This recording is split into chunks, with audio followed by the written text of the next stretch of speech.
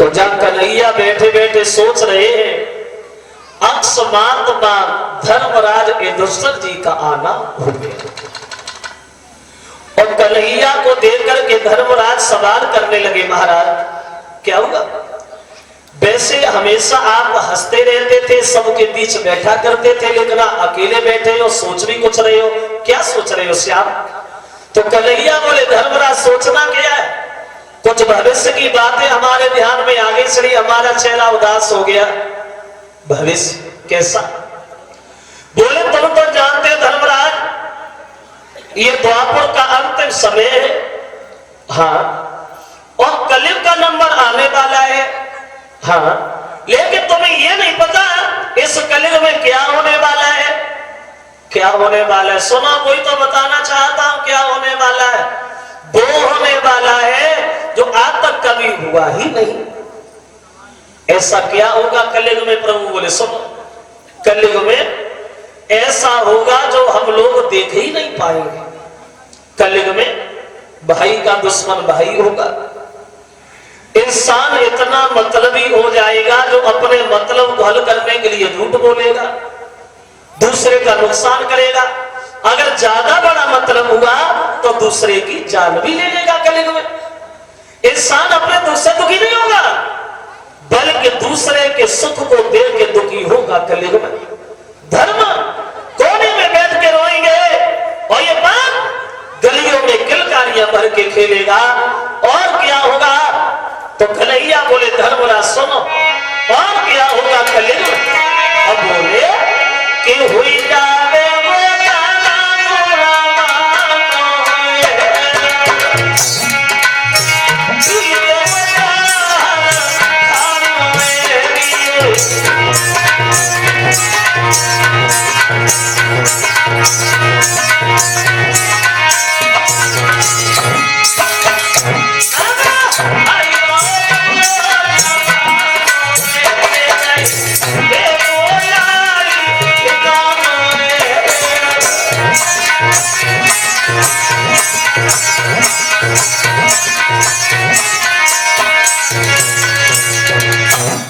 ये होगा कलयुग। धर्म कोने में बैठ के रोएंगे और ये पाप जो है ये गलियों में किलकारियां भर के खेलेगा। और जब ऐसी दशा होगी तो हम लोग नहीं देख पाएंगे। इसलिए मेरा विचार है धर्मराज, आप पांचों पांडव छठी द्रौपदी को साथ लो, परीक्षित का रास्ता अलग कर दो और तुम 6 लोग हिमालय में गलने चले जाओ। अब हम भी आ रहे हैं, हमारे भी यहाँ कोई गुजर नहीं है। तो देखो, वैसे जो भगवान कन्हैया ने धर्मराज से कहा था वो सब कुछ दिखाई भी देने लगा है। थोड़े से समय सब कुछ दिखाई दे रहा है, थोड़े से वक्त में। कितने समय में? बोले कलयुग को आए हुए कितना वक्त हुआ है? वैसे कलयुग को आए हुए एक विद्वान ये बता रहा है कि ज्यादा समय नहीं हुआ है। कलयुग को आए हुए लगभग 6000 साल ही बीते हैं। 6000 साल, और 6000 साल में ही ये कलयुग अपना पूरा असर दिखाने लगा। कलयुग की उम्र कितनी है? कलयुग की उम्र तो बहुत ज्यादा है। कितनी ज्यादा है? बोले कलयुग की उम्र है 4,32,000 साल की। 4,32,000 साल। और इन 4,32,000 साल में मात्र 6000 साल ही हुए हैं। लगा अंदाज? अभी तो 32,000 भी पूरे नहीं हुए। अभी तो 32,000 भी पूरे नहीं हुए। और मैं सोचता हूं जब 32,000 पूरे होंगे, जब लाख में गिनती आएगी तब क्या होगा। अभी तो केवल कलयुग ने पैर ही नहीं रख पाया है, अभी तो अंगूठा ही रख पाया है। और जब कलयुग अपना पूरी चरम सीमा पे आएगा तब क्या होगा, खुद अंदाज लगा।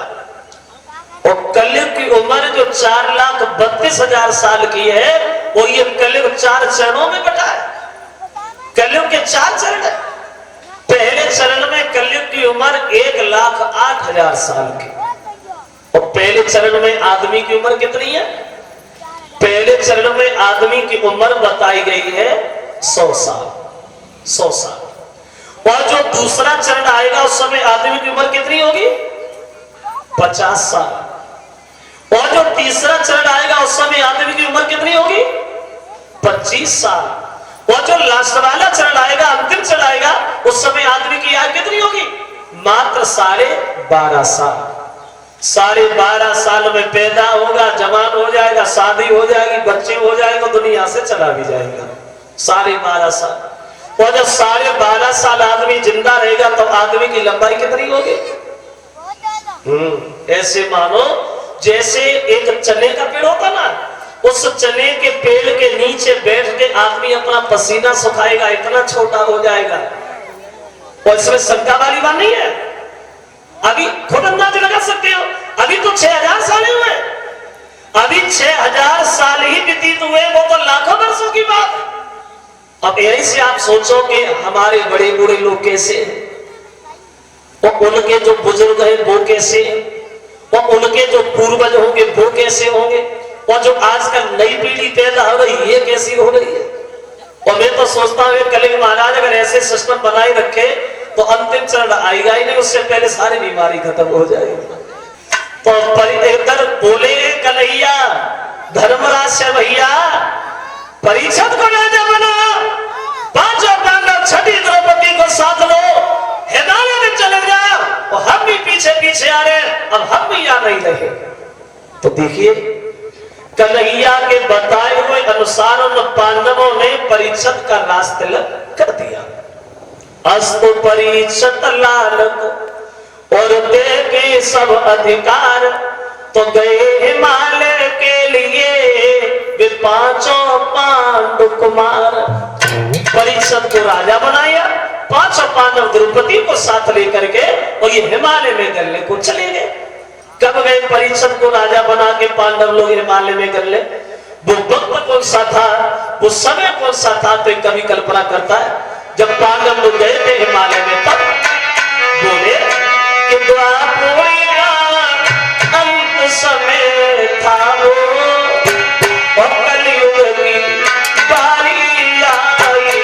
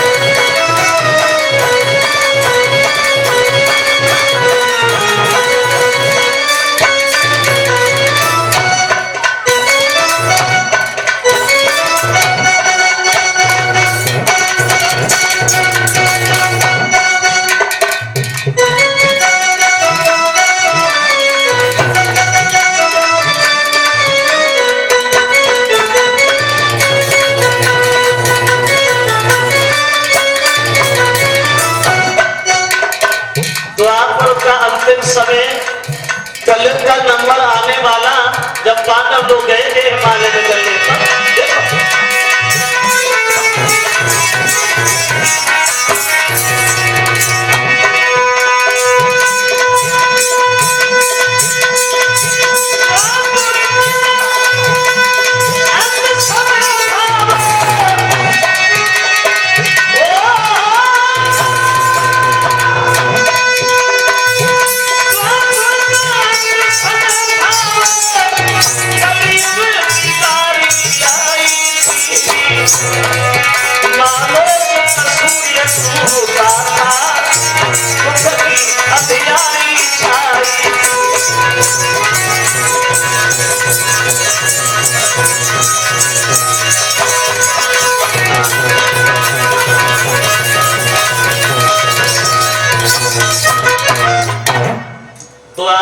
अंतिम समय कलयुग का नंबर आने वाला। अगर ऐसे नहीं समझ में आ रहा है तो ऐसे समझो, तब द्वापर चिता पे लेटा हुआ था और कलयुग जो था ये पालना में खेल रहा था। जब पांडव लोग गए थे हिमालय में गले, तब देखिए अब पांडव तो चले गए हिमालय में गले, परीक्षित परीक्षित बने गए राजा। तो ये जब राजा बने हैं परीक्षित जी, तो ये रोजाना शिकार खेलने के लिए वन में जाने लगे। और शिकार तो रोज करने जाते थे, लेकिन एक दिन परीक्षित ने घोड़ा सजवाया और शिकार खेलने के लिए वन में चले। देखो घटना घट गई परीक्षित के जीवन में उस दिन। और चले परीक्षित जी शिकार खेलने के लिए वन में। ऐसा ही नहीं, अरे सैया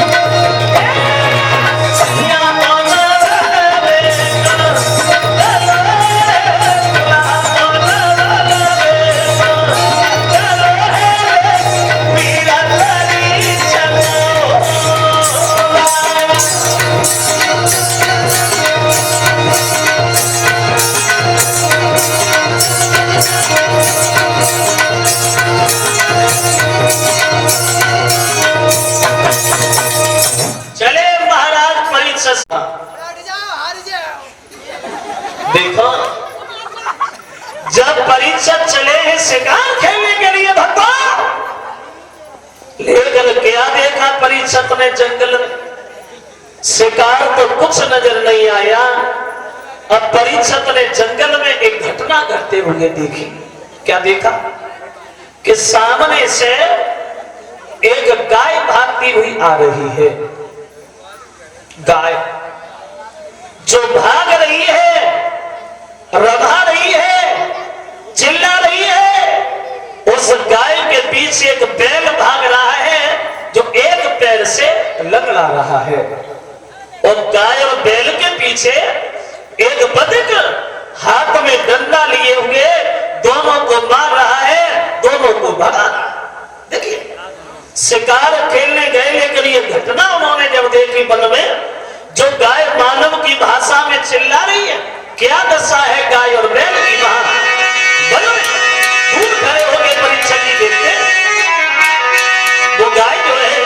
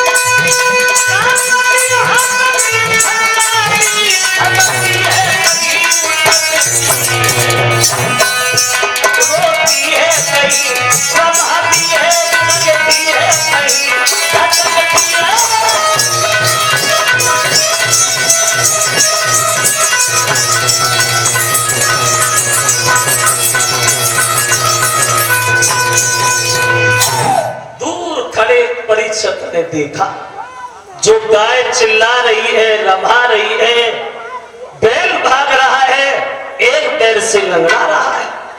जो परीक्षित ने ये घटना घटते हुए देखा वन में, तो परीक्षित खड़े होकर के मन में सोचने लगे, बाजी माँ, जिस गाय को हम लोग हिंदुओं में मां मानते और जिस गाय की हम लोग पूजा करते और ये उसे मान रहा है। कन्हैया अर्जुन अगर दुनिया में नहीं रहे तो इसका मतलब ये तो नहीं होगा कि दुनिया में कोई बहादुर नहीं रहा। इस गाय के ऊपर जिसने हाथ उठाया, हम इसके हाथ को नहीं छोड़ेंगे, इसके हाथ को काट देंगे जो इसने गाय पर चलाया।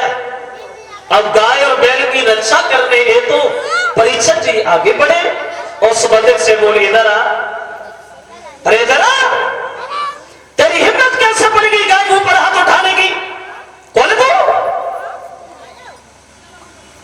तो गाय ने जब ये परीक्षित के शब्द सुने तो गाय के दिल में थोड़ी तसल्ली आई, चलो कोई तो बोला।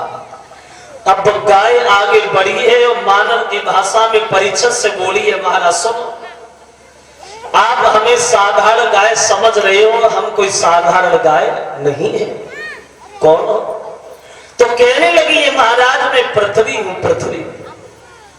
और जो तुम ये बैल देख रहे हो ये भी बैल नहीं है। बोले ये कौन है? जवाब दिया, ये है धर्म। और जो हमें ये मार रहा है, जो ये हमें भगा रहा है, ये कोई गैर नहीं है, जय कलिक महाराज, जय कलिक।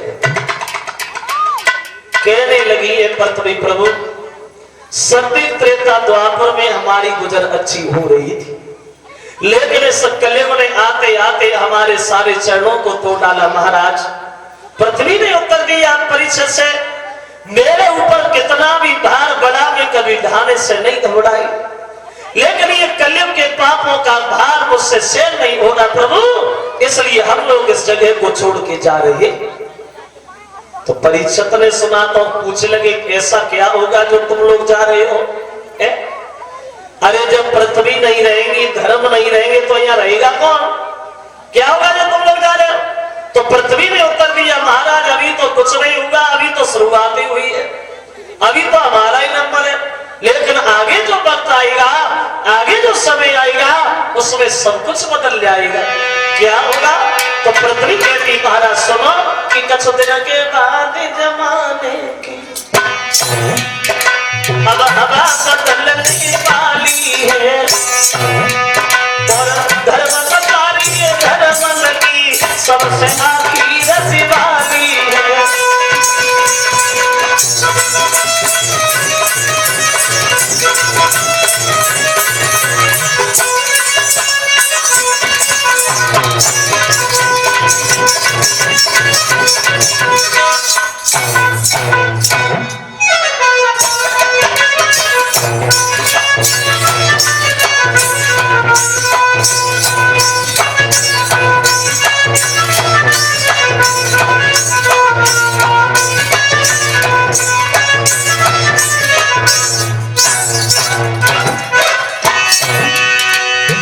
अभी कुछ नहीं हुआ, लेकिन आगे जो वक्त आएगा, आगे जो समय आएगा, उसमें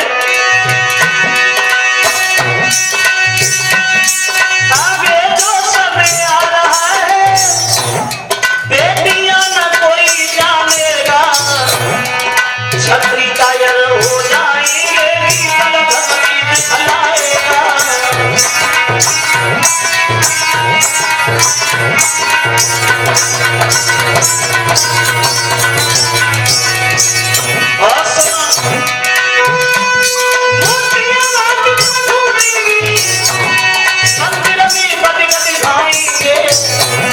जब ऐसी दशा होगी हम भाला में जाएंगे।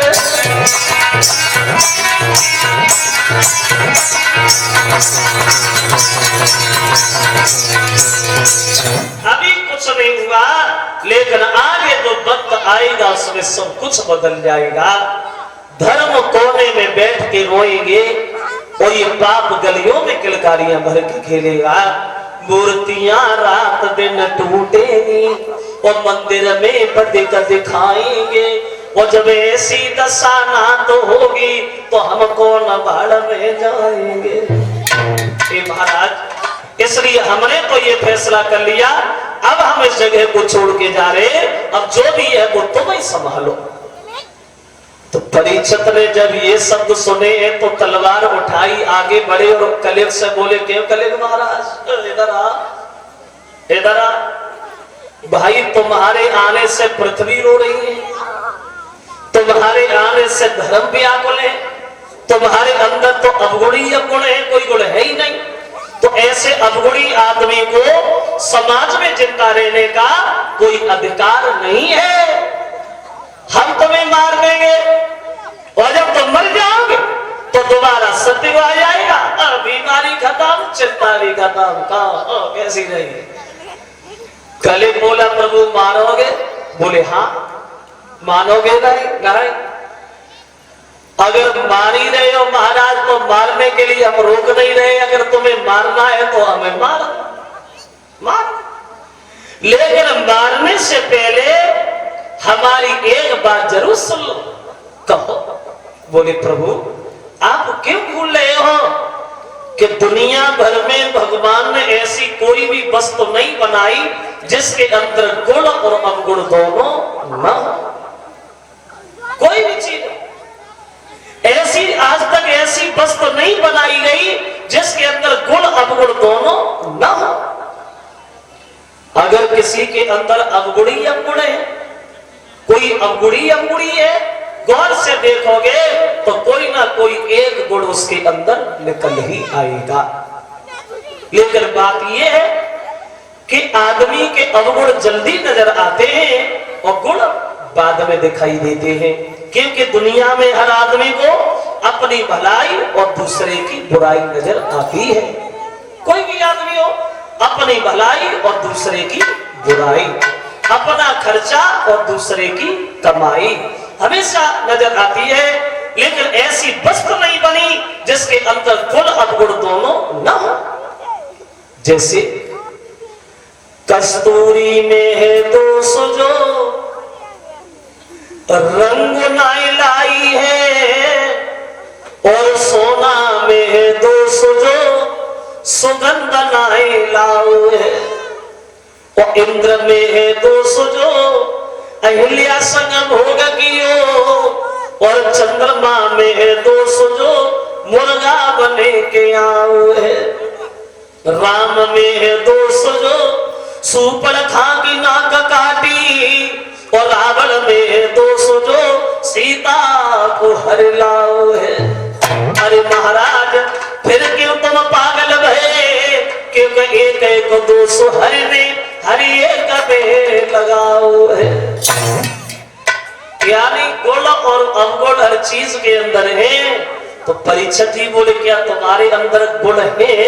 बोले हाँ हाँ हमारे अंदर तो वो गुण है जो सत्य त्रेता द्वापर में भी नहीं थे। मतलब पूरी बात सुन लो, मतलब बताओ। अब वो कलिग जो है वो अपनी भलाई अपनी बड़ाई अपने मुंह से करता हुआ बोला। सबसे पहला और सबसे बड़ा हमारे अंदर यह गुण है। क्या है? तो बोले परीक्षित से कलिग सुना महाराज सबसे बड़ा गुण एक है। क्या? तो बोला कि कलियुग के नाम धारा सुमेरी गाना उतराई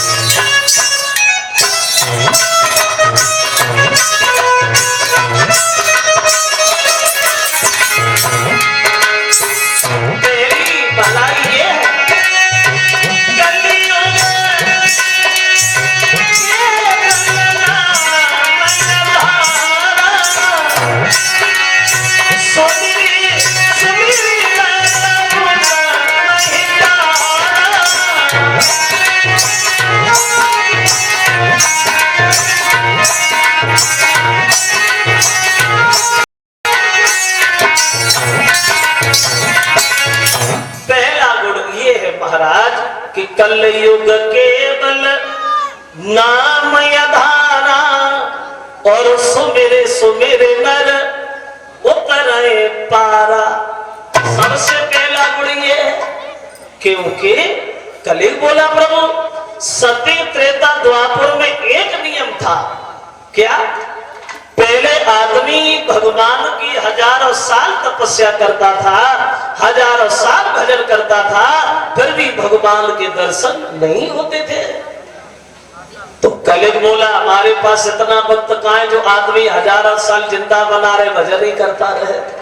बोले नहीं, अगर तुमने थोड़ी देर मन से बैठ करके थोड़ा भगवान का नाम लिया तो तुरंत आराम मिलेगा। मैं ये नहीं कहता काम छोड़े, वो सब दिन ही भजन किया करो, वो 2-4 दिन में फुर्सती हो तो राम राम कह लिया करो। मैं थोड़ी कहता हूं सुबह से शाम और शाम से सुबह भजन में लगेगा। बोले नहीं, एक घड़ी आधी घड़ी आधे में बुनियाद जितना वक्त मिल जाए, जितना समय मिल जाए भगवान के लिए वो ही बहुत है। यानी काम भी जरूरी है और साथ साथ नाम भी जरूरी है। जितना मैं ये थोड़ी कहता हूं सुबह से शाम, शाम से सुबह बैठे बैठे भजन ही कर। बोले नहीं, थोड़ी देर बैठ के मन से नाम लिया तुरंत आराम मिलेगा। बोले झंडू बाम की तरह। क्योंकि हमारे यहाँ आदमी की जिंदगी नहीं रही, उम्र नहीं। और ये बात भी सच है, जरा गौर से सुनना। अब तो आदमी का जीवन ही नहीं है, कलेगा उम्र ही नहीं रही। अब एक अंदाज लगाना, सतयुग से लगा के कलयुग तक इतना अंतर आया। पहले सतयुग में मां के गर्भ में बच्चा ठहरता था 500 साल। सतयुग में मां के गर्भ में बच्चा रुकता था 500 बरस। तब आदमी की जिंदगी थी हजारों साल की, हजारों साल जिंदा रहता था। 10,000 साल तपस्या की, 2,500 साल साधु के घरे रहे, 2,000 साल ससुराल में बने रहे। पहले 1000 साल की उम्र, अब वो वक्त घटते घटते घटते घटते अब कलयुग में आ गया। अब कलयुग में मां के गर्भ में बच्चा रुकता है सिर्फ 9 महीना लगा होता है। यानी सतयुग में 500 साल और कलयुग में 9 महीना। अब वो भी समय कम हो रहा है, 9 महीना में भी कमी हो रही है, वो भी घट रहा है। कसरत भगवान के दया से 9 महीना में पहुंच सकना है। कोई 7 कोई होएगा, कोई 8 कोई होएगा, वो भी समय कम हो रहा है। अब आदमी खूब जिंदा रहे, खूब जिए तो 120 साल तक जिंदा रह सकता है, बस 120 साल। अब तो भैया 120 साल तक पहुंचना बहुत बड़ी मुसीबत है।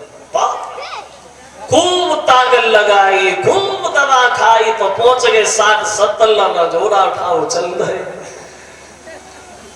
जी नहीं मालूम पड़ा कब आए कब निकलेंगे। देखते देखते लड़कपन, देखते देखते जवानी, देखते देखते बुढ़ापा और देखते देखते मौत। जन्मे और गए, उसी को कहते हैं जग। जा से जन्मे और गा से गए, वही है जग। सब चले गए, कोई नहीं रहा, और जो रह गए वो भी चले जाएंगे। या रहना किसी को नहीं, लेकिन जाना तो सबको है, ये तो सब जानते हैं। या हर पल किसी को नहीं रहना, जाना। लेकिन जाना तो उसी का होता है जिसके रह जाने वाले जाने के बाद लोग उसकी प्रशंसा करते रहे, उसका नाम लेते रहे।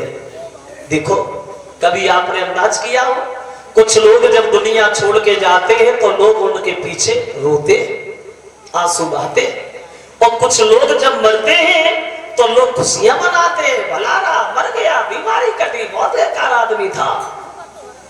अरे जिंदगी तो एक ही है, जीवन तो एक ही है, हंस खेल के काट लो, वही तो जिंदगी है, वही जीवन है। जाना जरूरी है।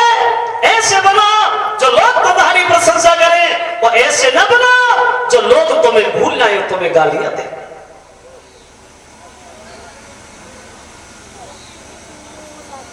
आना जाना तो लगाई, हमेशा देखो सब चले गए, नंबरदार, असरदार, कदरदार, हवलदार, थानेदार, सूबेदार, पल्लेदार, जमींदार, रिश्तेदार, मतलब जितने थे दार दार वो सब निकल गए। दार चलेगी, यारू रह गए। और जो रह गए वो भी चले जाएंगे, या रहना किसी को नहीं है।